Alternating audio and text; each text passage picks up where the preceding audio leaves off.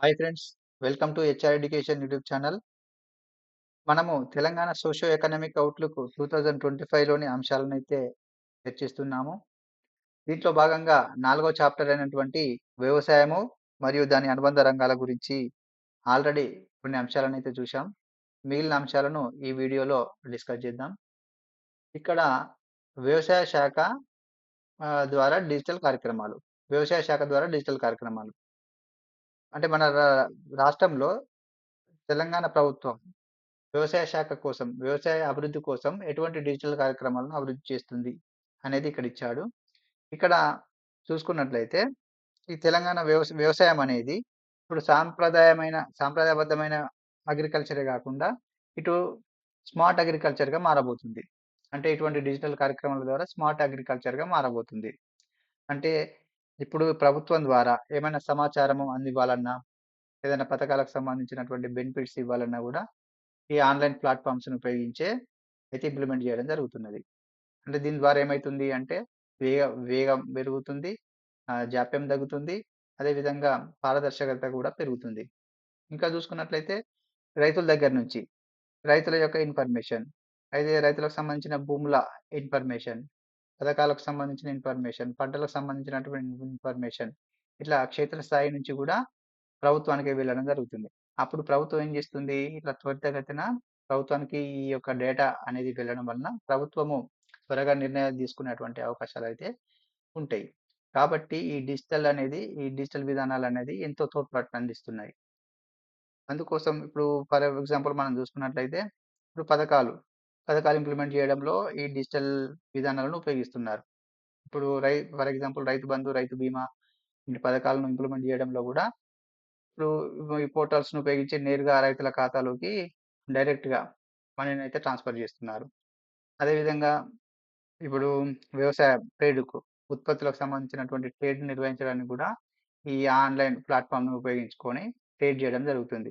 For example చూసుకున్నట్లయితే ఇప్పుడు TG Markfed ఇట్లాంటి ఆహ్, మీడియేట్ యాప్‌ని ఉపయోగించి ఈ ట్రేడ్‌నయితే నిర్వహిస్తున్నారు.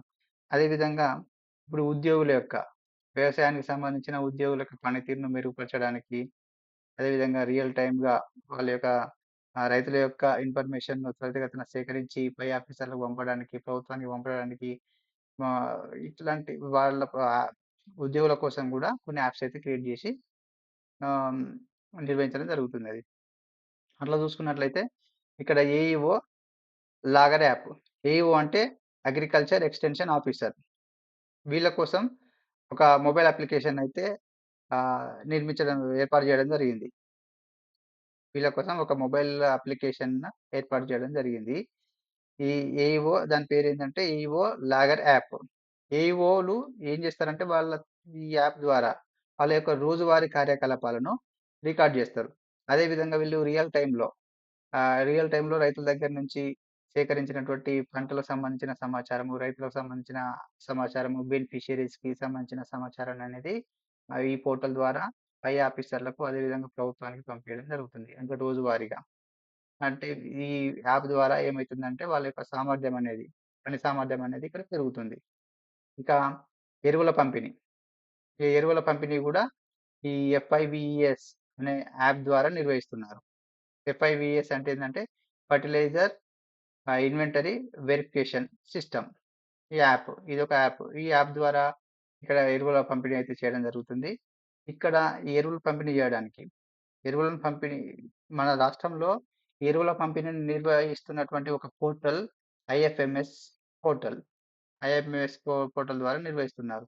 అంటే ఇక్కడ ఎరువుల ఉత్పత్తి దగ్గర నుంచి మొదలుకుంటే రవాణా, ప్లస్ ఇటు గిడ్డంగులకు, అదేవిధంగా రైతులకు అమ్మేంత వరకు ఉన్నటువంటి సమాచారాన్నయితే ఈ ఐఎఫ్ఎంఎస్ పోర్టల్ అనేది ట్రాక్ జేస్తుంది. అట్లా ఇప్పుడు ఈ ఎఫ్ఐబిఎస్ ఎక్కడ యూజ్ చేస్తారంటే, ఇప్పుడు ఎరువులకు సంబంధించిన అధికారులు ఉంటారు గదా!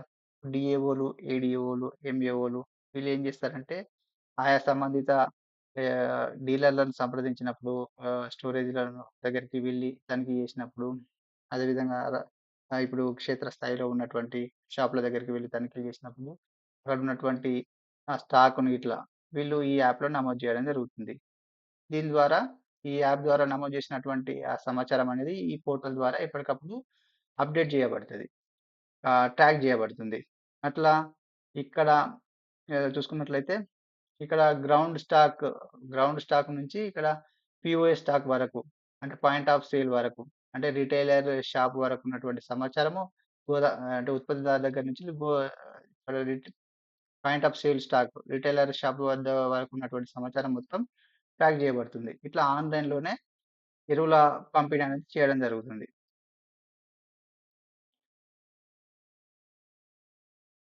ఇంకా ఇక ఇతర డిజిటల్ చూసుకున్నట్లయితే ఇక్కడ డిపార్ట్మెంట్ వెబ్‌సైట్.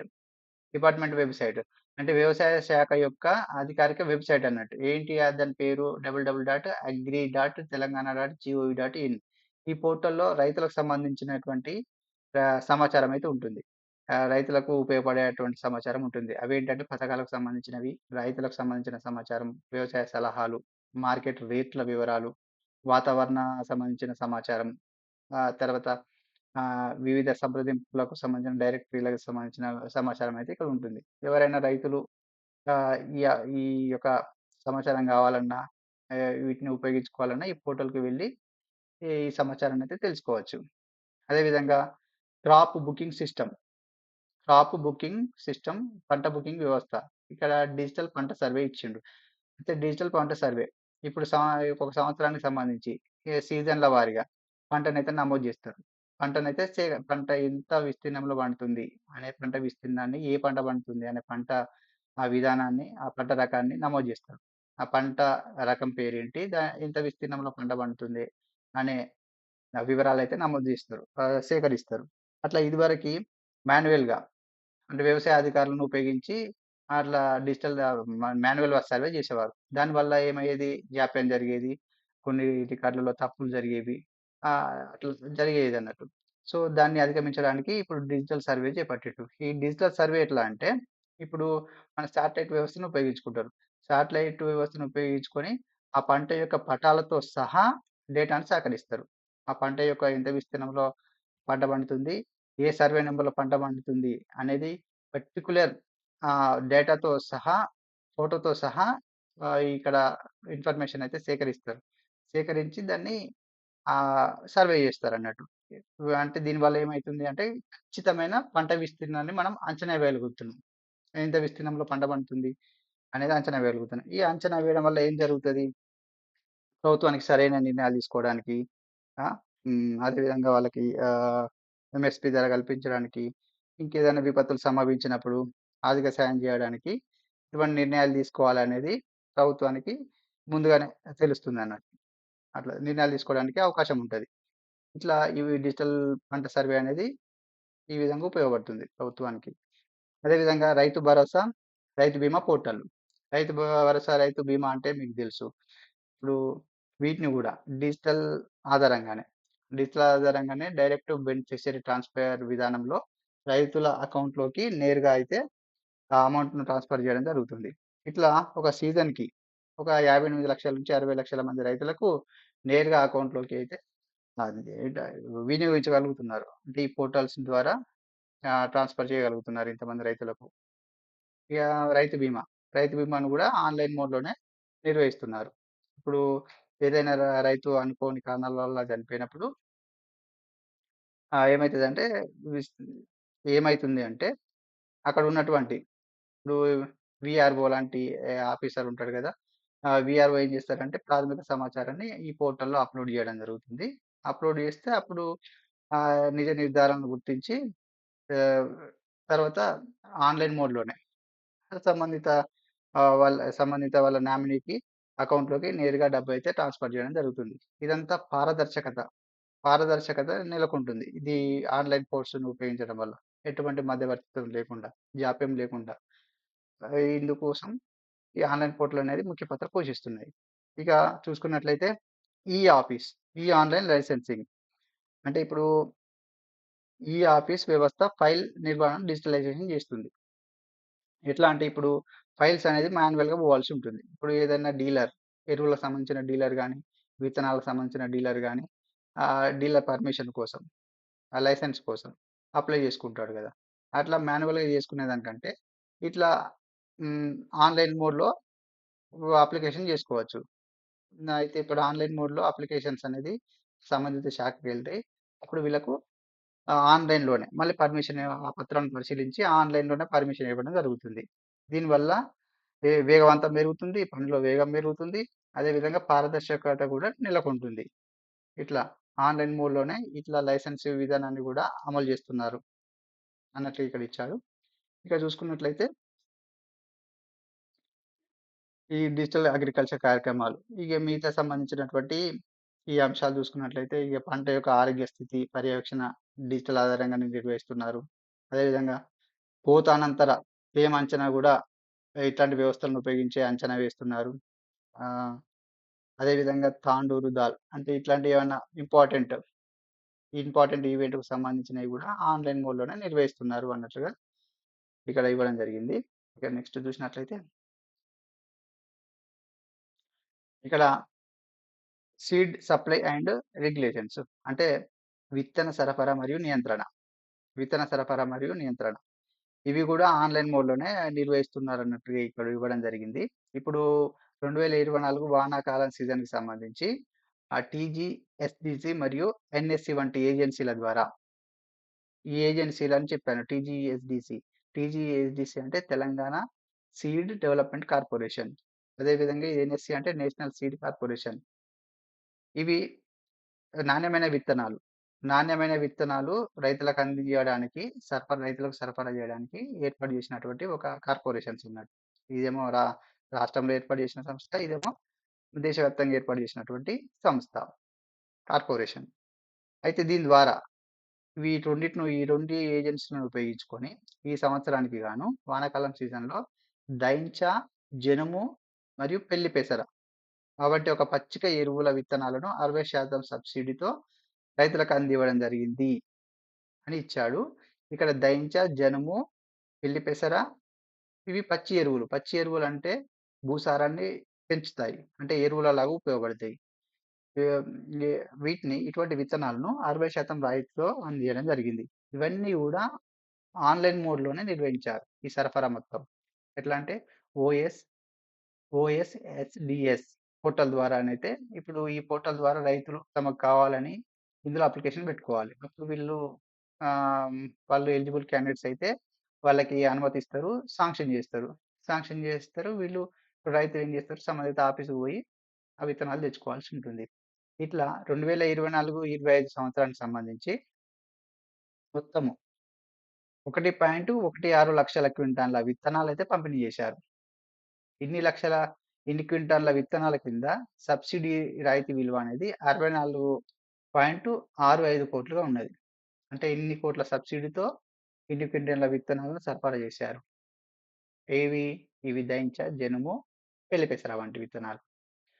ఇక ఎవరైనా విత్తనాలు నాసిరకం విత్తనాలు, తర్వాత నకిలీ విత్తనాలు ఇట్లా ఎవరైనా ఆహ్, వాటిని జా పాపులర్ చేసినట్లయితే అంటే వాటిని హ్మ్. నిర్వహించినట్లయితే ఈ యొక్క చట్టం 1983 నాటి విత్తనాల నియంత్రణ ఉత్తర్వు చట్టం కింద కఠినమైన నిఘా చర్యలైతే చేపడుతున్నారు. అదేవిధంగా ఇక్కడ చూసుకున్నట్లయితే ఇక్కడ హెచ్‌డి పత్తి విత్తనాలతో సహా అన్ని జిల్లా స్థాయిలో టాస్క్ ఫోర్స్ బృందాలను ఏర్పాటు చేస్తున్నారు. ఇప్పుడు సీజన్‌ల వారీగా ఇప్పుడు రైతు విత్తనాలకు సంబంధించి సర్క్యులేషన్ జరుగుతది గదా! ఎక్కువ మొత్తంలో ఆ సీజన్‌లో. ఇప్పుడు పంట విత్తే సీజన్ ఉన్నదనుకో అప్పుడు సర్క్యులేషన్ ఎక్కువ జరుగుతది కాబట్టి, అప్పుడు వాటి నాణ్యతను నిర్ధారించడానికి నకిలీ విత్తనాలను నియంత్రించడానికి కొంత టాస్క్ ఫోర్స్ బృందాలను గూడా ఇట్లా జిల్లా వ్యాప్తంగా జిల్లా స్థాయిలో ఇట్లా ఏర్పాటు చేస్తున్నారు. టాస్క్ ఫోర్స్ బృందాలను ఏర్పాటు చేస్తున్నారు అన్నట్లుగా ఇక్కడ ఇవ్వడం జరిగింది. ఇంకా చూసుకున్నట్లయితే విత్తన ప్రాసెసింగ్ యూనిట్‌లు, నిల్వ సౌకర్యాలు. విత్తన ప్రాసెసింగ్ యూనిట్‌లు నిల్వ సౌకర్యాలు మరియు రవాణా సంస్థలు అనధికార ప్రాంగణాలపై క్రమం తప్పకుండా దాడులు నిర్వహిస్తున్నాయి. టాస్క్ ఫోర్స్ బృందాలు అన్నట్లుగా ఇక్కడ ఇచ్చాడు. ఇట్లా విత్తనాల సరఫరా కూడా ఆన్‌లైన్ మోడ్‌లో జరుగుతున్నది అన్నట్లుగా మనకిక్కడ అర్థమవుతుంది. ఇక ఐఎఫ్ ఐఎఫ్ఎంఎస్ ద్వారా ఎరువుల సరఫరా పర్యవేక్షణ. ఇక్కడ చూసుకున్నట్లయితే ఐఎఫ్ఎంఎస్ అంటే ఇంటిగ్రేటెడ్ ఫెర్టిలైజర్స్ మేనేజ్మెంట్ సిస్టమ్. ఇది ఒక ఆన్‌లైన్ పోర్టల్. ఈ పోర్టల్ అనేది ఎప్పటికప్పుడు ఎరువుల వివరాలు, సరఫరా ఉత్పత్తి వివరాలు, ట్రా ట్రాన్స్‌పోర్ట్‌కి సంబంధించిన వివరాలు, గిడ్డంగుల్లో ఉన్నటువంటి ఆ నిల్వ సామర్థ్యం వివరాలు, ఆహ్, అదేవిధంగా రిటైలర్ షాప్ దగ్గర ఆహ్, కొంటున్న కొంటున్నటువంటి రైతుల యొక్క వివరాలు మొత్తము ఈ ఐఎఫ్ఎంఎస్ పోర్టల్‌లో నమోదు జేస్తారు. ఇక్కడ ఇది ట్రాక్ జేయబడుతుందన్నట్టు. ప్రతి ఒక్క వివరం, ప్రతి ఒక్క స్టేజ్ వద్ద ట్రాక్ జేయబడుతుంది. అట్లా ఈ ఐఎఫ్ఎంఎస్ పోర్టల్ నిర్వహిస్తుందన్నట్టు. ఈ యొక్క ఎరువుల ఒక సరఫరాను.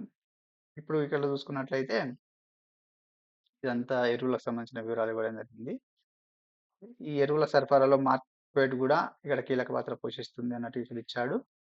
మార్కెట్ గూడా జోక్యం ఉంది. మామూలుగానైతే మార్కెట్ అనేది వ్యవసాయ ఉత్పత్తులను మార్కెట్ జేయడానికి ఈ ఈ సంస్థ అయితే పనిజేస్తుంది. ఇది ఎరువుల పంపిణీ విషయంలో గూడా ఇది జోక్యం చేసుకొని పనిజేస్తుంది అన్నట్లు ఇక్కడ ఇచ్చాడు.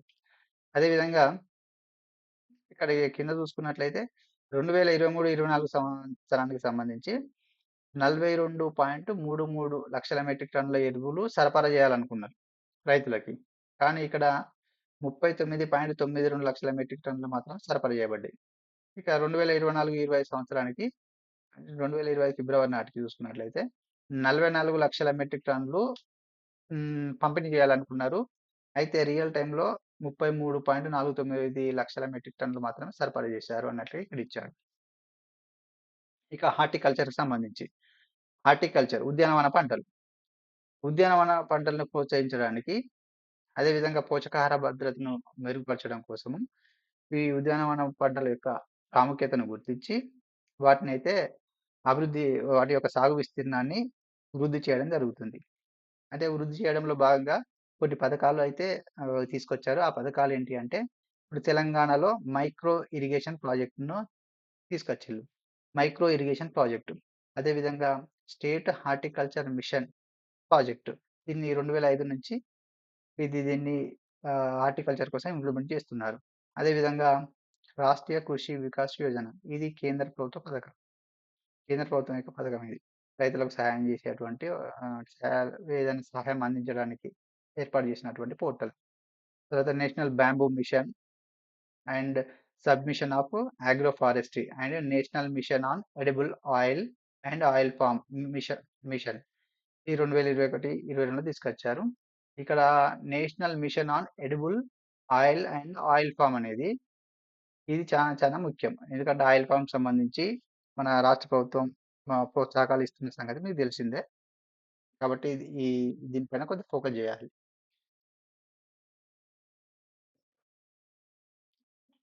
ఇక్కడ ఉద్యానవన పంటలకు సంబంధించి 2023, 24లో రాష్ట్రంలో ఉద్యానవన పంటల కింద ఎంత విస్తీర్ణం ఉంది? అంటే ఉద్యానవన పంటలు ఎంత విస్తీర్ణంలో సాగవుతున్నాయి? ఎన్ని లక్షల మెట్రిక్ టన్నుల ఉత్పత్తి జరిగింది? అనే వివరాలు ఇచ్చాడు. ఇక్కడ 2023, 24లో 12.96 లక్షల ఎకరాలలో ఉద్యాన పంటలు పండించడం జరుగుతుంది. వీటి యొక్క ఉత్పత్తి ఎంత జరిగింది ఈ సంవత్సరానికి అంటే 42.58 లక్షల మెట్రిక్ టన్నుల ఉత్పత్తి జరిగింది. ఇప్పుడు ఉద్యానవన పంటలంటే ఇక్కడ ఇక మామిడి, సపోటా, దానిమ్మ, జామ, మాయిలు, టమాటా, ఇవి మిరప, పసుపు ఇవన్నీ కూడా ఉద్యానవన పంటల కిందకొస్తాయి. ఇక ఏ ఉద్యానవన పంటల యొక్క ఉత్పత్తి ఎంత ఉంది? ఎంత విస్తీర్ణంలో పండిస్తున్నారు? వాటి యొక్క వార్షిక ఉత్పత్తి ఎంత జరిగింది? అనేది ఇక్కడ ఇండివిడ్యువల్‌గా ఇవ్వడం జరిగింది. మెయిన్‌గా ఇండివిడ్యువల్‌గా అంటే ఇక్కడ టోటల్ ఎంత విస్తీర్ణంలో ఇది సాగు చేస్తున్నారు? ఈ సంవత్సరానికి సంబంధించి ఎంత ఉత్పత్తి అయిందనేది మెయిన్‌గా ఇది గుర్తుపెట్టుకునే ప్రయత్నం చేయండి. అదే విధంగా ఇక్కడ ముఖ్యంగా ఇక్కడ ఆయిల్ పామ్‌కి సంబంధించింది చూడండి. ఇక్కడ పండ్లు, కూరగాయలు, సుగంధ ద్రవ్యాలు, ఆయిల్ పాము, తోటలు, పువ్వులు, ఔషధ మరియు ఇతర సుగంధ పంటలు వివరాలు ఇచ్చాడు. మెయిన్‌గా ఆయిల్ పామ్ చూసుకున్నట్లయితే ఇది మన తెలంగాణలో 2.03 లక్షల ఎకరాలల్ల 2.03 లక్షల ఎకరాలలో దీన్ని సాగు చేస్తున్నారు. దీని ఉత్పత్తి ఎంత జరిగింది? 2023, 24 సంవత్సరానికి సంబంధించి అంటే 2.77 లక్షల మెట్రిక్ టన్నుల ఉత్పత్తి జరిగింది. ఇది. ఇక కింద ఆయిల్ ఫామ్ సంబంధించి సెపరేట్‌గా ఇచ్చాడు. ఇక్కడ ఆయిల్ ఫామ్ చూసుకున్నట్లయితే ఇక్కడ భారతదేశానికి, మన దేశానికి సంవత్సరానికి ఒక 100,00,000 మెట్రిక్ టన్నుల ఆయిల్ పామ్ ఆయిల్ డిమాండ్ ఉంది. పామ్ ఆయిల్ డిమాండ్ ఉంది. పామ్ ఆయిల్ డిమాండ్ ఉంటే మనం ప్రస్తుతము 11.75 లక్షల ఎకరాలలో ఈ పామ్ ఆయిల్‌ని పండిస్తున్నాం. ఈ పామ్ ఆయిల్ విస్తీర్ణాన్ని వేస్తున్నాం. అంటే ఇన్ని లక్షల ఎకరాలలో మనము ఈ ఆయిల్ పామ్‌ను పండిస్తున్నాము. ఇక ఇది సంవత్సరానికి ఇన్ని లక్షల ఎకరాలలో నుంచి ఎంత ఉత్పత్తి అవుతుంది అంటే 22.48 లక్షల మెట్రిక్ టన్నుల ఇది బంచ్ ఫ్రెష్ ఫ్రూట్ బంచ్. అంటే ఇప్పుడు వాటి యొక్క ఫ్రూట్స్ ఉంటాయి గదా! అవి వాటి యొక్క ఉత్పత్తి ఎంత జరుగుతుంది ఇన్ని లక్షల ఎకరాలలో అంటే 22.48 లక్షల మెట్రిక్ టన్నుల ఉత్పత్తి జరుగుతుంది. వీటి నుంచి మళ్ళా ఇదే ఫ్రూట్స్ నుంచి 3.96 లక్షల మెట్రిక్ టన్నుల ముడి పామ్ ఆయిల్ అనేది ఉత్పత్తి అవుతుంది. అంటే ఇది మనం నికరంగా తీసుకోవాలి. ఎంత ముడి పామ్ ఆయిల్ ఉత్పత్తి అవుతుందంటే 3.96 లక్షల మెట్రిక్ టన్నుల పామ్ ఆయిల్ ఉత్పత్తి అవుతుంది. ఇక ఈ పామ్ ఆయిల్ విషయంలో మనం స్వయం సమృద్ధి సాధించాలంటే ఇక్కడ 70 లక్షల ఎకరాలలో దీన్ని బట్టి చూసుకున్నట్లయితే ఇప్పుడు ఈ లెక్కల ప్రకారం చూసుకున్నట్లయితే మనం పామ్ ఆయిల్ విషయంలో స్వయం సమృద్ధిని సాధించాలంటే మనం 70 లక్షల ఎకరాలల్లో పామ్ ఆయిల్‌ని సాగు చేయాలి. కానీ మనం ఇక్కడ 11.75 లక్షల ఎకరాలు సాగు చేస్తున్నాం. అంటే ఈ యొక్క ఉత్పత్తిని బట్టి అంచనా వేశారు. దాని ప్రకారం మనం 70 లక్షల ఎకరాలలో పామ్ ఆయిల్ సాగు చేయాల్సింది. కానీ మనం 11.75 లక్షల ఎకరాలను సాగు చేస్తున్నాం. అంటే మనము ఎక్కువ దిగుమతుల పైన ఆధారపడుతున్నాం. అయితే ఈ పామ్ ఆయిల్ సాగు విస్తీర్ణాన్ని పెంచడానికి కేంద్ర ప్రభుత్వం 2021లో ఒక మిషన్‌ని చేపట్టింది. ఏందంటే national mission on edible oil palm mission తీసుకొచ్చింది. ఇక దీని కింద లక్ష్యంగా పెట్టుకుంది. ఏమని లక్ష్యంగా పెట్టుకుంది? ఇది ఎప్పుడు ఇంప్లిమెంట్ చేసింది? ఈ యొక్క ఆహ్, ఏదిది? ఒక మిషన్ స్టార్ట్ చేసింది. ఈ మిషన్ 2021, 22లో ప్రారంభించింది. ప్రారంభించి లక్ష్యంగా ఎప్పటి వరకు పెట్టుకున్నదంటే 2025, 26 నాటికి పెట్టుకున్నది. ఎంతకు పెట్టుకున్నది? అంటే ఒక 16 లక్షల ఎకరాలలో 16.25 లక్షల ఎకరాలలో మనం పామ్ ఆయిల్‌ని సాగు చేయాలి అని లక్ష్యంగా పెట్టుకుంది. ఇక ఈ లక్ష్యంలో భాగంగా మన తెలంగాణలో ఎంత విస్తీర్ణంలో ఈ పామ్ ఆయిల్‌ని సాగు చేస్తున్నారు అని చూసినట్లయితే ఇక్కడ తెలంగాణ యొక్క మరి నిర్దిష్ట లక్ష్యం ఎంత? అంటే ఈ 16 లక్షలని పెట్టుకున్నారు కదా! 16.25 లక్షల ఎకరాలలో మన తెలంగాణ యొక్క లక్ష్య సాధన ఎంత అంటే 3 లక్షల ఎకరాలు. 3.125 లక్షల ఎకరాలు మన టార్గెట్ ఉండే అప్పుడు. అయితే ఈ పథకం రాకముందుకు ఈ యొక్క పథకం 2021, ఈ 22లో ఈ యొక్క స్కీమ్‌ని తీసుకొచ్చిర్రు కదా! Palm oil national mission on oil palm and palm oil mission. ఆ మిషన్ రాకముందుకు మన తెలంగాణలో ఈ పామ్ ఆయిల్ సాగు అనేది కేవలము ఇప్పుడు ఖమ్మము, కొత్తగూడెము, నల్గొండ, సూర్యాపేటలో మాత్రమే ఈ పామ్ ఆయిల్ సాగు చేసేవారు.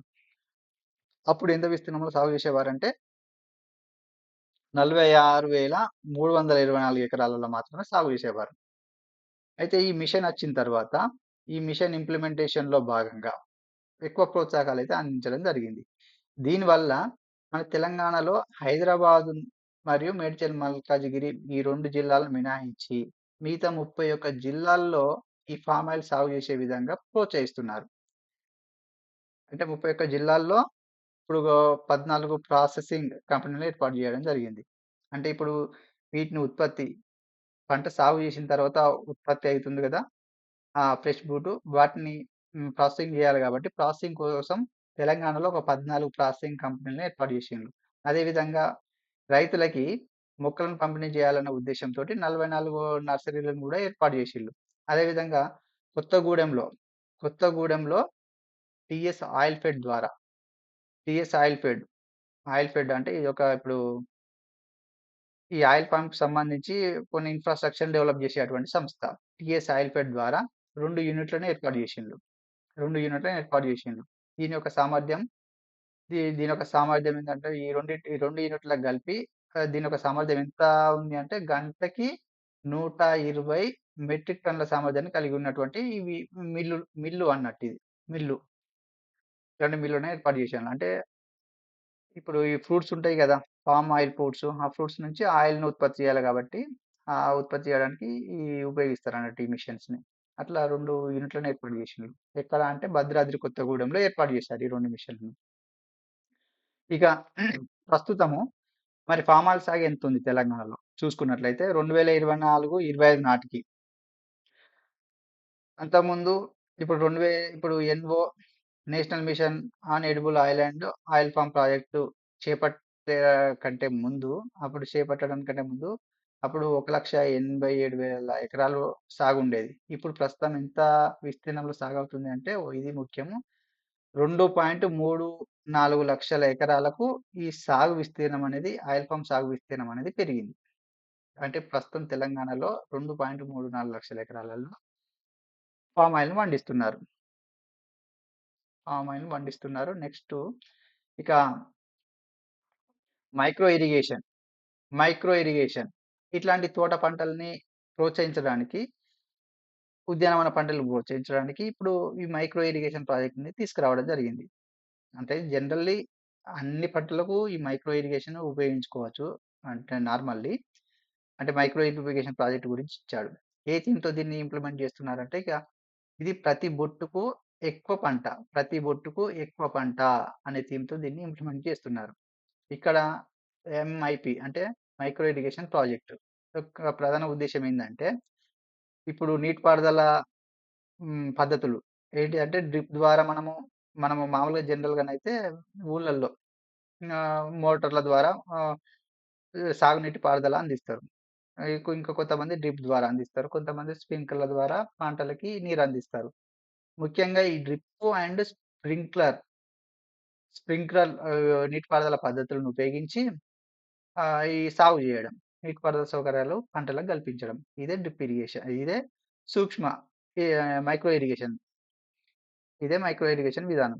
అయితే ఈ విధానం ఉపయోగించడం వల్ల ఇప్పుడు ఉన్న నీటిపారుదల సౌకర్యాలలోనే ఉన్న నీటిపారుదల సౌకర్యాలతోటే, ఉన్న నీటి వనరులతోటే మనం ఎక్కువ విస్తీర్ణంలో పంటను పండించగలుగుతాం. అదే విధంగా నీటి ఆదాను గూడా చేయగలుగుతాం. అదే విధంగా ఎరువుల వినియోగము, శ్రమ ఖర్చు గూడా మనకు తగ్గుతుంది. అలా ఇన్‌పుట్‌లను తగ్గిస్తుంది. ఎరువుల వినియోగము మరియు శ్రమ ఖర్చును. ఇప్పుడు ఎరువులు వేయాలనుకో సెపరేట్‌గా ఒకరోజు ఏయాల్సుంటుంది. అట్లా గాకుండా కొంతమంది వేయాల్సుంటుంది. కొంతమంది కూలి పని జేయాల్సుంటుంది. అట్లా గాకుండా ఈ డ్రిప్ ఇరిగేషన్‌కి ఒక ట్యాంక్ ఉంటుంది. అంటే ఇప్పుడు నేను డ్రిప్ ఇరిగేషన్ గురించి జెప్తున్నా. ఒక ట్యాంక్ ఉంటుంది. ఆ ట్యాంక్ నుంచి వ్యవసాయ ఇప్పుడు కమతం ఉంటది గదా! కమతాలలో మొత్తం చిన్న పైపులు ఇట్లా పరచడం జరుగుతుంది. ఆ పైపుల ద్వారా ప్రతి ఒక్క మొక్కకు ఒక డ్రాప్స్ రూపంలో నీళ్ళైతే అందడం జరుగుతుంది. అయితే ఇక్కడ ఎయాలనుకుంటే, పంటలకి ఎరువులెయ్యాలనుకుంటే, ఇక ట్యాంక్‌లోనే ఆ ఎరువులేస్తారు. ఎరువులేస్తే ఇప్పుడు ఇక ప్రతి మొక్కకి ఇది డిస్ట్రిబ్యూట్ అవుతుంది. ఈ ఎరువు అనేది. అంటే నీళ్ళలో కరుగుతుంది కాబట్టి, ఆ నీళ్ళ ద్వారా ప్రతి మొక్కకి డిస్ట్రిబ్యూట్ అవుతుంది. ఇట్లా ఎరువులో వేసేటువంటి ఆ శ్రమ గూడా తగ్గుతుంది అన్నట్లు ఇక్కడిచ్చాడు. అదే విధంగా ఉత్పాదకత పెరుగుతుంది, ఉత్పత్తి పెరుగుతుంది. అన్నిటి పరంగా మెరుగ్గా ఉంటుంది. ఈ మైక్రో ఇరిగేషన్ చేపట్టడం వల్ల అనే ఉద్దేశ్యంతోటి ఈ మైక్రో ఇరిగేషన్ ప్రాజెక్ట్‌ను ఇంప్లిమెంట్ చేస్తున్నారు. ఇక ముఖ్యంగా చూసుకున్నట్లయితే ఇక్కడ సన్నకారు రైతులకు ముఖ్యంగా వాళ్ళ యొక్క జీవన ప్రమాణాలను మెరుగుపరచడానికి ఏ కృషి చేస్తున్నారు అన్నట్లు ఇక్కడ ఇచ్చాడు. ఇక 2025 జనవరి 10 నాటికి మైక్రో ఇరిగేషన్ ప్రాజెక్ట్ కింద మైక్రో ఇరిగేషన్ ప్రాజెక్ట్ కింద 363,00,00,000 కేటాయించారు. కేటాయించి 74,313 హెక్టార్లకు 74,313 హెక్టార్లకి ఈ మైక్రో ఇరిగేషన్ సౌకర్యాలనైతే కల్పించారు. ఇగ ఇక్కడ చూసుకున్నట్లయితే ఇక్కడ ఉద్యానవన పంటల సమగ్ర అభివృద్ధి కోసం హార్టికల్చర్ డెవలప్‌మెంట్ కోసం ఇక్కడ కొన్ని ఈ సహకారాలైతే అందించడం జరుగుతుంది. దాంట్లో భాగంగా ఇక్కడ ఉద్యానవన పంటల సమగ్ర అభివృద్ధి కోసం మిషన్.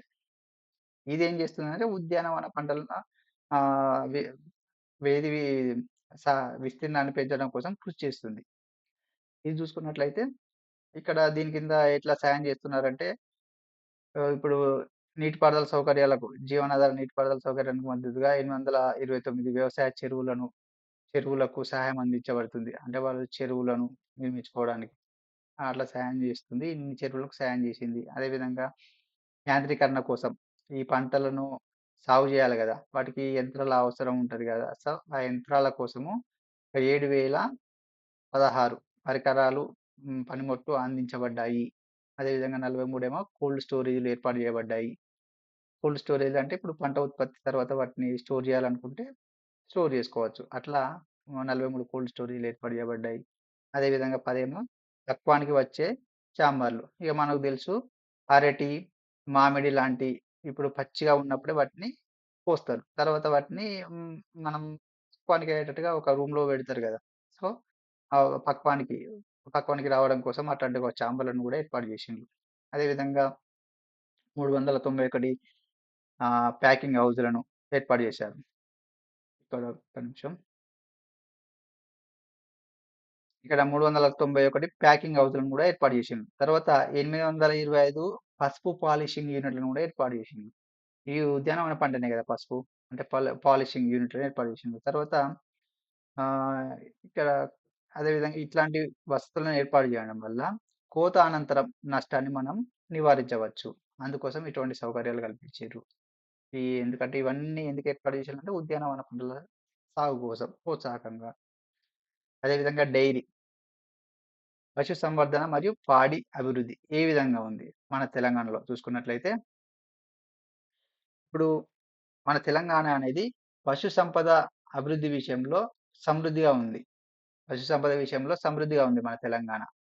ఎట్లా సమృద్ధిగా ఉంది అంటే, ఇప్పుడు చాలామంది రైతులు గ్రామీణ గృహాల ఆదాయాలు పెంచడానికి పెంచే వనరుగా ఈ పశు పశు సంపద అనేది నిలిచింది అన్నట్లు ఇక్కడ ఇచ్చాడు. ఇగ ఈ పశు గణన అనేది వ్యవసాయ గణన అంటే ఇంతకుముందు 5 సంవత్సరాలకు ఒకసారి నిర్వహించాలనుకున్నాం గదా! అట్లనే ఈ పశు గణన గూడా జాతీయ పశు గణన గూడా ప్రతి 5 సంవత్సరాలకు ఒకసారి నిర్వహిస్తారు. అట్లా 2019లో నిర్వహించిన పశు గణన ప్రకారము మన రాష్ట్రంలో పశు జనాభా 3,26 క్రోర్స్ ఉన్నాయి. అంటే ఆహ్, 3.26 కోట్ల పశు సంపద ఉంది మన తెలంగాణలో. అయితే ఇది 2015లో నిర్వహించిన పశు గణనతో పోల్చుకున్నట్లయితే 22% పెరుగుదల నమోదైంది. 22% పశువులలో పెరుగుదల నమోదైంది. ఇగ ఇక్కడ పశువులు ఇక్కడ పశువులు పశు సంవర్ధన మరియు చిన్న రైతుల మధ్య రిలేషన్ ఎట్లా ఉంది అనంటే, ఇప్పుడు చిన్న రైతులు మరియు సన్నకారు రైతులు వీళ్ళే ఎక్కువగా పశు పోషణను చేపడుతున్నారు. చిన్న రైతులు ఎందుకంటే వీళ్ళకి భూమి తక్కువ ఉంటది కాబట్టి ఆదాయం సరిపోదు కాబట్టి వ్యవసాయ అనుబంధ రంగమైనటువంటి చిన్ పశు పశు సంవర్ధనం పశు పోషణ వైపు వీళ్ళు మొగ్గు చూపుతున్నారు. వీళ్ళే ఎక్కువగా ఇప్పుడు మన రాష్ట్రం ఉత్పత్తి చేయబోయే మొత్తం పాల ఉత్పత్తిలో 62% పాలను ఈ చిన్న సన్నకారు రైతులే ఉత్పత్తి చేస్తున్నారు. అదేవిధంగా రాష్ట్రంలో 70% పశువులను ఈ చిన్న సన్నకారు రైతులే కలిగి ఉన్నారు. చిన్న సన్నకారు రైతులే పాల ఉత్పత్తిలో 62% పాలను ఉత్పత్తి చేస్తున్నారు. అదేవిధంగా 70% పశువులను కలిగి ఉన్నారు. ఇక ఈ సంపదపై ఆధారపడ్డటువంటి శ్రామిక శక్తిలో చూసుకున్నట్లయితే 69% మంది మహిళలే ఉన్నారు. అదేవిధంగా ఇక్కడ గొర్రెల విషయంలో చూసుకున్నట్లయితే, ఈ గొర్రెల్ని మనం ఫామ్‌లో పెంచుతారు. కొంతమంది ఊర్లలో పెంచుతాం గదా! ఊర్లలో పెంచుతారు గదా! అట్లా గొర్రె కాపర్ల వద్దనే 90% గొర్రెలున్నాయి అన్నట్లుగా ఇక్కడ ఇచ్చాడు. ఇక పందుల విషయం అనేది బలహీన వర్గాల గుత్తాధిపత్యంలో ఉన్నాయి అన్నట్లుగా ఇక్కడ ఇచ్చాడు. ఇక చూసుకున్నట్లయితే ఏ గొర్రెల జనాభా ఎంత ఉంది అని చూసుకున్నట్లయితే రాష్ట్రంలో గొర్రెల జనాభా 190.63 లక్షలున్నాయి గొర్రెలు. మన రాష్ట్రంలో గొర్రెల జనాభా 190 లక్షలున్నాయి. కోళ్ల జనాభా 799 లక్షలున్నాయి. గేదెల జనాభా 42.26 లక్షలున్నాయి. మేకల జనాభా 49.35 లక్షలున్నాయి. పశువులంటే ఇవన్నీ పశువులే. ఇక్కడ ఏందంటే ఇంతకుముందేమో గేదెలిచ్చాడు. ఇది పశువులంటే ఆవులనుకోవచ్చు. ఆవుల జనాభా 42.31 లక్షలున్నాయి. ఇక పందుల జనాభా 1.78 లక్షలు ఉన్నాయి. ఇదే ఇక్కడ టేబుల్‌లో ఇవ్వడం జరిగింది. ఏ ఏమని ఇచ్చాడంటే ఇగో 20వ పశుసంవర్ధక గణన ప్రకారము భారతదేశము మరియు తెలంగాణలోని పశుసంపద వనరుల పోలిక ఇచ్చాడు. ఏమని పోలిక ఇచ్చాడంటే ఇప్పుడు 20వ పశుసంవర్ధన గణన ప్రకారము తెలంగాణలో ఆయా పశువులు ఎన్నున్నాయి? దేశవ్యాప్తంగా ఎన్నున్నాయి? మన తెలంగాణలో ఉన్నటువంటి ఆయా పశువులు మరి దేశంలో ఉన్నటువంటి పశువులతో పోల్చుకున్నట్లయితే ఎంత శాతం ఉంది? ఇప్పుడు ఫర్ ఎగ్జాంపుల్ ఇప్పుడు పశువులు అంటే వీటిని క్యాటిల్. ఆవుల విషయంలో చూసుకున్నట్లయితే మన తెలంగాణలో 42.31 లక్షల ఆవులున్నాయి. ఇవి దేశంలో ఉన్న ఆవులతో పోల్చుకున్నట్లయితే 2.2%. అదేవిధంగా గేదెలు. తర్వాత గొర్రెలు. ఈ గొర్రెలు అనేది ఇదివరకు అడిగిన బిట్టు. ఇది ఒకసారి గొర్రెల సంఖ్య చూసుకోవాలి ఖచ్చితంగా. ఇక్కడ గొర్రెల విషయంలో చూసుకున్నట్లయితే మన తెలంగాణలో 190.63 లక్షలు గొర్రెలున్నాయి. ఇది దేశంలో ఉన్నటువంటి గొర్రెల సంఖ్యతో పోల్చుకున్నట్లయితే ఎంత శాతం వాటాను కలిగి ఉన్నాం మనం? అంటే 25.6% గొర్రెలను మన తెలంగాణనే కలిగి ఉంది. దేశంలో ఉన్న గొర్రెల సంఖ్యలో 25.67% గొర్రెలు మన తెలంగాణ కలిగి ఉంది. ఇట్లా చూసుకున్నట్లయితే ప్రతి ఆహ్, సై జంతువుల సంఖ్య చూసుకున్నట్లయితే ఇట్లా ఉన్నాయి. ఇక మన తెలంగాణలో కంచర గాడిదలు లేవు. అదేవిధంగా ఒంటెలు లేవు. 0. ఇక మొత్తం పశు సంపద ఎంత ఉందని చెప్పుకున్నాం ఇంతకుముందు? ఇగో 326 లక్షల పశు సంపద ఉంది మన తెలంగాణలో. ఇది దేశంలో ఎంత భాగాన్ని కలిగి ఉంది అంటే, ఎంత శాతం కలిగి ఉంది అంటే 6.09% కలిగి ఉంది. దేశంలో ఉన్న పశు సంపదలో మన తెలంగాణ యొక్క పశు సంపద శాతం 6.09% ఉంది. ఇక కోళ్ళ విషయానికొస్తే మన తెలంగాణలో మొత్తం కోళ్ళు ఇంతకుముందు మనం 799.99 లక్షలు ఉన్నాయని చెప్పుకున్నాం. లక్షలలో ఇచ్చారు కాబట్టి లక్షలున్నాయి. 799.99 లక్షలున్నాయి. ఈ దేశంలో ఉన్నటువంటి కోళ్ళల్లో మన తెలంగాణ కోళ్ళ శాతం 9.39% మన తెలంగాణ కలిగి ఉంది. ఇట్లా పెరటి కోళ్ళు, వాణిజ్య కోళ్ళు ఎంత ఉన్నాయనేది ఇక్కడ ఇచ్చాడు. ఇక నెక్స్ట్ చూసినట్లయితే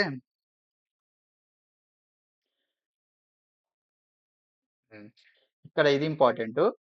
ఇప్పుడు పశుసంవర్ధక రంగం, వ్యవసాయ అనుబంధ రంగాల్లో వ్యవసాయ రంగంలో ఉపరంగం అయినటువంటి పశుసంవర్ధక రంగం అనేది మన జీఎస్‌విఏలో ఈ రంగం యొక్క వాటా 2023, 24 సంవత్సరంలో 96,908 కోట్ల కాంట్రిబ్యూషన్ ఉండేది. ఈ పశుసంవర్ధక రంగం యొక్క వాటా.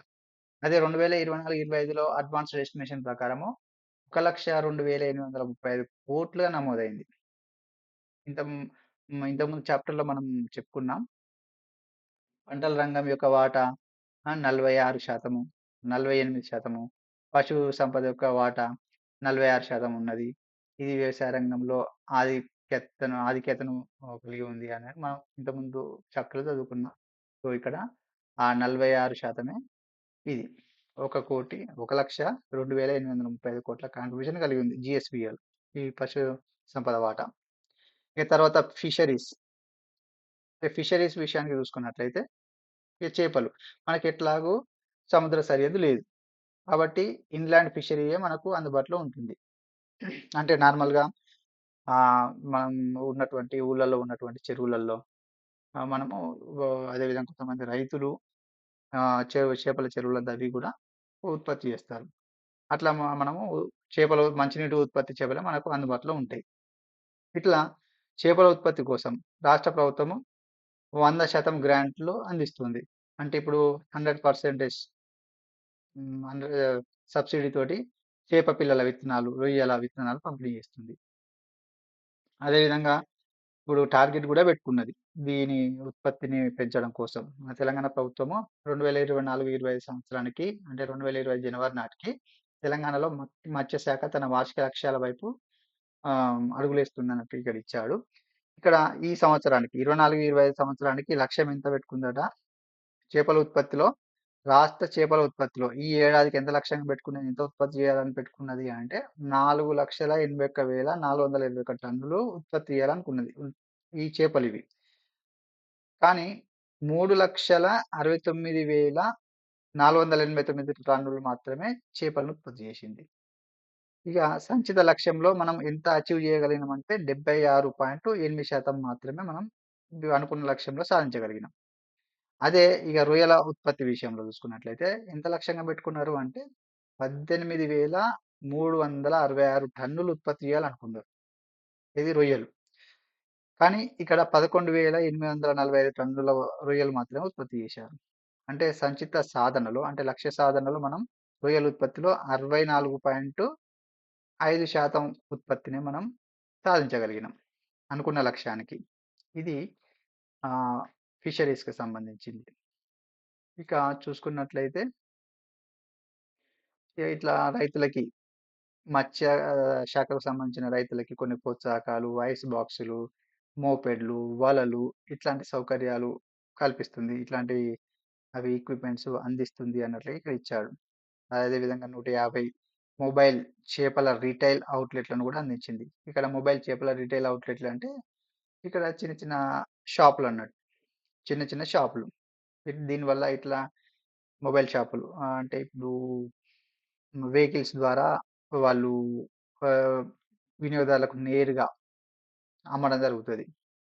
వెహికల్స్ ఉపయోగించి దాంట్లో చేపలు తీసుకొచ్చి నేరుగా ఊర్లల్లో అమ్మడం జరుగుతుంది. అవే మొబైల్ చేపల రిటైల్ అవుట్‌లెట్‌లు. దానివల్ల 600 మంది నిరుద్యోగ మహిళలకు ఉపాధి కల్పించినట్లయింది. అదేవిధంగా 2024 భారత ప్రభుత్వం నేషనల్ ఫిషరీస్ డెవలప్‌మెంట్ బోర్డ్ ద్వారా మత్స్య రంగంలో ఉత్తమ పనితీరు కనబరిచినందుకు రా అంతర్రాష్ట్ర రాష్ట్రం అంటే మత్స్య రంగంలో ఉత్తమ పనితీరు కనబరిచిన అంతర్రాష్ట్ర రాష్ట్రం అనే అవార్డునిచ్చింది. 2024 సంవత్సరానికి సంబంధించి కేంద్ర ప్రభుత్వం మన తెలంగాణ రాష్ట్రానికి. ఇక ఇంకా చూసినట్లయితే సాయిల్ హెల్త్. సాయిల్ హెల్త్ విషయంలో చూసుకున్నట్లయితే ఇక్కడ రాష్ట్రీయ కృషి వికాస్ యోజన స్కీమ్ ఇది కేంద్ర ప్రభుత్వ పథకం. కేంద్ర ప్రభుత్వం ప్రవేశపెట్టిన పథకం. ఈ పథకం ద్వారా ఈ పథకంలో భాగంగా ఈ సాయిల్ టెస్ట్ నమూనాను కూడా నిర్వహిస్తుంది. సాయిల్ టెస్ట్ చేసేటువంటి ఆ పనిని కూడా నిర్వహిస్తుంది. ఇట్లా దీంట్లో భాగంగా మరి పరీక్ష చేయడానికి కొన్ని ల్యాబొరేటరీస్ కావాలి కదా! అవే ఈ సాయిల్ టెస్ట్ ల్యాబొరేటరీస్ ఏర్పాటు చేయడం జరిగింది. ఈ టెస్ట్‌లు నిర్వహించడానికి. అట్లా 2024, 25 సంవత్సరంలో ఈ పథకం కింద సాయిల్ టెస్ట్ నిర్వహించే పథకం కింద 1,58,000 నేల నమూనాలు సేకరించాలని అదేవిధంగా 2 కొత్త ప్రయోగశాలను ఏర్పాటు చేయాలని లక్ష్యంగా పెట్టుకుంది. అంటే ఇంతకుముందే ఇటువంటి అంటే 2 కొత్తగా ఏర్పాటు చేయాలనుకుంది ఈ ల్యాబొరేటరీస్‌ని. అంతకుముందే మన రాష్ట్రంలో 17 ఉన్నాయి. వాటిని బలోపేతం చేయాలని కూడా లక్ష్యంగా పెట్టుకుందన్నట్టు. ఏది ఈ సాయిల్ హెల్త్ మిషన్ కింద. అదేవిధంగా ఇంకా తెలంగాణలో 44 కేంద్ర రాష్ట్ర ప్రభుత్వ పాఠశాలల్లో స్కూల్ సాయిల్ హెల్త్ ప్రోగ్రామ్‌ని నిర్వహించబోతుంది. దీని ద్వారా 2025 జనవరి 15 నాటికి అంటే ఈ స్కూల్ సాయిల్ హెల్త్ ప్రోగ్రామ్ ద్వారా జనవరి 2025 నాటికి ఎన్ని నమూనాలు సేకరించిందంటే 1,03,486 నేల నమూనాలు సేకరించబడి వాటికి నేల ఆరోగ్య కార్డులను కూడా ఈ పోర్టల్‌లో పంపిణీ చేయడం జరిగింది. అట్లా 12,578 ఈ నేల ఆరోగ్య కార్డులని సాయిల్ హెల్త్ కార్డులను కూడా అందించడం జరిగింది అని ఇక్కడ ఇచ్చాడు. ఇక వ్యవసాయ యాంత్రీకరణ. ఈ వ్యవసాయ యాంత్రీకరణ అంటే మనం యంత్రాలను ఉపయోగించి వ్యవసాయం చేసే విధంగా ప్రోత్సహించడం అన్నమాట. ఇంకా చూసినట్లయితే ఈనామ్. ఈనామ్ అనేది చాలా ఇంపార్టెంట్. ఈనామ్ అంటే ఎలక్ట్రానిక్ నేషనల్ అగ్రికల్చర్ మిషన్. ఈనామ్ అనేది ఇది ఒక ఆన్‌లైన్ మార్కెటింగ్ విధానం అన్నట్టు. ఇది ఒక జాతీయ వ్యవసాయ మార్కెట్. అంటే ఆన్‌లైన్ మార్కెట్ అన్నట్టు. దీంట్లో దేశవ్యాప్తంగా ఉన్నటువంటి వ్యవసాయ మార్కెట్‌లను ఈ పోర్టల్ ద్వారా అనుసంధానం చేయడం జరుగుతుంది. అంటే మనం ఆన్‌లైన్‌లోనే రైతు అమ్ముకోవచ్చు. అంటే అవసరం ఉన్న వాళ్ళు ఈ పోర్టల్ ద్వారా వాళ్ళు ఆర్డర్ పెట్టుకోవాల్సి ఉంటుంది. అంటే ఇక్కడ స్టాక్ చూపిస్తది ఫస్టు. స్టాక్ చూపిస్తే వాళ్ళు ఆర్డర్ పెట్టుకోవాల్సి ఉంటుంది. ఆర్డర్ పెడితే వాళ్ళకి సప్లై చేయడం జరుగుతుంది నెక్స్ట్. ఇట్లా ఈ ఈనాం పోర్టల్ ద్వారా ఇట్లా వ్యవసాయ ఉత్పత్తులను అమ్ముకోవచ్చు. అంటే ఈ పోర్టల్ ద్వారా మొత్తం తెలంగాణలో ఈ అన్ని రకాల పంట ఉత్పత్తులు కలుపుకొని చూసుకున్నట్టయితే ఒక 175 రకాల పంట ఉత్పత్తులు ఈ పోర్టల్ ద్వారా ఇది ట్రేడ్ చేయబడుతున్నాయి, అమ్మబడుతున్నాయి అన్నట్టుగా ఇక్కడ ఇచ్చాడు. కింద టేబుల్‌లో ఇచ్చాడు. మరి ఎంత విలువ చేసే ఉత్పత్తులు ఈ ఈనాం పోర్టల్ ద్వారా అమ్మబడ్డాయి అన్నట్టుగా ఇక్కడ ఇచ్చాడు. ఇక ట్రేడ్ చేయబడినటువంటి పరిమాణం ఎంత ఉంది? వాల్యూమ్ ఎంత? దాని క్రోర్స్‌లో ఎంత? తర్వాత నమోదు చేసుకున్న వ్యాపారుల సంఖ్య ఎంత? వ్యాపారులే కాకుండా రైతులు కూడా ఈ పోర్టల్‌లో నమోదు చేసుకోవాలి ముందు. అట్లా నమోదు చేసుకున్నారు. ఇంత ట్రేడ్స్ జరిపిర్రు అన్నట్టుగా ఇక్కడ ఇచ్చాడు. ఇక తెలంగాణ రాష్ట్ర గిడ్డంగుల సంస్థ. తెలంగాణ రాష్ట్ర గిడ్డంగుల సంస్థ.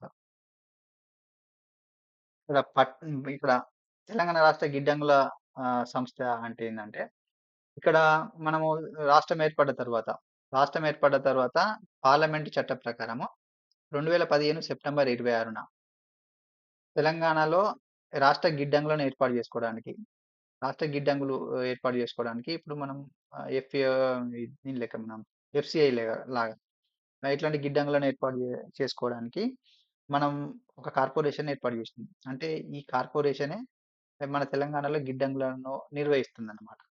సో, అదే తెలంగాణ రాష్ట్ర గిడ్డంగుల సంస్థ. దాన్ని 2015 సెప్టెంబర్ 26న మనం ఏర్పాటు చేసుకున్నాం. ఈ సంస్థను ఏర్పాటు చేసుకున్నాం. దీన్నే టీజీఎస్‌డబ్ల్యూజీ అంటే Telangana state warehousing corporation ఏర్పాటు చేసుకున్నాం. ఇది గిడ్డంగులను నిర్వహిస్తుంది. అంటే కొత్తవి నిర్మించాలన్నా, ఉన్న వాటిని నిర్వహించాలన్నా, ఇట్లాంటి పనులనేది ఈ సంస్థ కార్పొరేషన్ అనేది నిర్వహిస్తుంది. అప్పుడు తెలంగాణ ఏర్పడే సమయంలో మన తెలంగాణలో గిడ్డంగుల సామర్థ్యం ఎంత ఉండేది? ఎంత నిల్వ చేసుకునేందుకు అవకాశం ఉండేది? అంటే ఇప్పుడు 2.53 లక్షల మెట్రిక్ టన్నులు మాత్రమే నిల్వ చేసుకోవడానికి గిడ్డంగులు మాత్రమే ఉండేది. అంటే ఇంత పరిమాణం ఉన్న పంటను మాత్రమే నిల్వ చేసుకోవడానికి అవకాశం ఉండేది. తర్వాత మనం ఈ సంస్థ ఏర్పాటు చేసిన తర్వాత మనం ఎంత అధిక సామర్థ్యాన్ని సాధించామంటే 6.1 లక్షల మెట్రిక్ టన్నులకు క్రమంగా పెంచుకున్నాం. ఇంత శ ఇంతవరకు మనం ఇన్ని లక్షల మెట్రిక్ టన్నుల వరకు మనం ఇప్పుడు స్టోర్ చేసుకోవచ్చు. ఇట్లా. తెలంగాణ వ్యాప్తంగా 16.9 లక్షల మెట్రిక్ టన్నుల గిడ్డంగుల సామర్థ్యంతో మనం ఇప్పుడున్నాం. ఇది 80% ఆక్యుపెన్సీ రేట్‌తో Telangana state warehousing corporation నిరంతరం పనిచేస్తూ ఉంది అన్నట్లుగా ఇక్కడ ఇచ్చాడు. నెక్స్ట్ చూసినట్లయితే సహకార శాఖ. సహకార శాఖ గురించి ఇక సహకార సంఘాలనేది ఇక్కడ మన తెలంగాణలో మొత్తం సహకార సంఘాలు. ఇక్కడ సహకార సంఘాలు మొత్తం 60,515 సహకార సంఘాలు ఏర్పడి ఇప్పుడు పనిచేస్తున్నాయి అన్నట్లు ఇక్కడ ఇచ్చాడు. ఆ సహకార సంఘాలనేది తెలంగాణ కోఆపరేటివ్ సొసైటీ యాక్ట్ 1964 కింద ఈ సహకార సంఘాలయితే నమోదైనయి, రిజిస్టర్ అయినయి. ఇప్పుడు సహకార సంఘాలు పనిచేస్తున్నాయి అన్నట్లుగా ఇక్కడ ఇవ్వడం జరిగింది.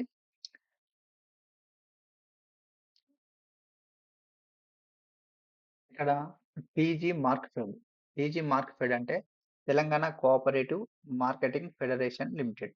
టీజీ మార్క్‌ఫెడ్ యొక్క పని ఏందంటే, ఇది రైతుల వద్ద నుంచి రైతులకు నష్టం జరగకుండా ఉత్పత్తులననేది కొంటుంది. అంటే మినిమమ్ సపోర్ట్ ప్రైస్ వద్ద అయితే ఉత్పత్తులను కొంటుంది. తర్వాత మార్కెటింగ్ చేస్తుంది. ఇట్లా రైతుల శ్రేయస్సు కోసం ఈ మార్క్‌ఫెడ్ అనేది కృషి చేస్తుంది. అదేవిధంగా మరి దీని కిందకి మరి ఎరువులను, పురుగు మందుల విషయంలో పంపిణీలో కూడా ఈ మార్క్‌ఫెడ్ జోక్యం చేసుకుంటుంది అన్నట్లుగా ఇంతకుముందు చదువుకున్నాం. గోదాముల నిర్వహణలో ఇట్లాంటి విషయంలో కూడా ఈ మార్క్‌ఫెడ్ కృషి చేస్తుంది అన్నట్టుగా ఇక్కడ ఇచ్చాడు. మనం చదువుకున్నాము. ఇక నెక్స్ట్ చూసినట్లయితే ఇక్కడ పీఏసీస్ గురించి ఇచ్చాడు. పీఏసీస్ అంటే ప్రైమరీ అగ్రికల్చర్ కోఆపరేటివ్ సొసైటీస్ ఇవి. అంటే ఇక ప్రాథమిక వ్యవసాయ సహకార సంఘాలు ఇవి. ఇవి అంటే రైతులకు రుణాలు ఇవ్వడం కోసము ఏర్పాటు చేయ ఏర్పాటు చేయబడ్డటువంటి సహకార సంఘాలు. ఇవి కొన్ని గ్రామీణ స్థాయిలో ఏర్పాటైతాయి. కొన్ని మండల స్థాయిలో ఉంటాయి. ఇవి జిల్లా స్థాయిలో కూడా ఉంటాయి. రాష్ట్రంలో జిల్లా కేంద్ర సహకార బ్యాంకులు ఇప్పుడు మనం చూసుకోవచ్చు. ఇగో ఆహ్, కొ డీసీసీబీ బ్యాంకులు ఇట్లాంటి వాటి ద్వారా కూడా రైతులు రుణాలు పొందవచ్చన్నట్టు. ఇటు జాతీయ బ్యాంకులతో అనుగుణంగా ఇట్లా 909 ప్రాథమిక వ్యవసాయ సహకార సంఘాలు ఉన్నాయి. జాతీయ బ్యాంకులతో అనుబంధంగా ఇట్లా 909 ప్రాథమిక వ్యవసాయ సహకార సంఘాలు మన తెలంగాణలో ఉన్నాయి. వీటి ద్వారా 32,00,000 మంది ఆహ్, సభ్య రైతులకు సేవలందిస్తున్నాయి. అదేవిధంగా 2023, 24 సంవత్సరంలో వ్యవసాయ రుణాల మొత్తం ఎంత రుణాలందించింది అంటే ఇక్కడ ఇగో 7,100 ఇక్కడ 7,161,00,00,000 రుణాలుగా అందించడం జరిగింది. ఈ సహకార సంఘాల ద్వారా రైతులకి. ఇది వ్యవసాయానికి సంబంధించి, వ్యవసాయ టాపిక్‌కి సంబంధించింది. ఇక నెక్స్ట్ పారిశ్రామిక రంగం గురించి ఇంకో వీడియోలో చూద్దాం. ఇది కొంచెం లెంతీగా ఉంది కాబట్టి కొద్దిగా ఫాస్ట్‌గా చెప్పడం జరిగింది. మిగతా టాపిక్స్ గురించి స్లోగానే వివరంగానే చెప్తాను. Thank you friends. Thank you for watching.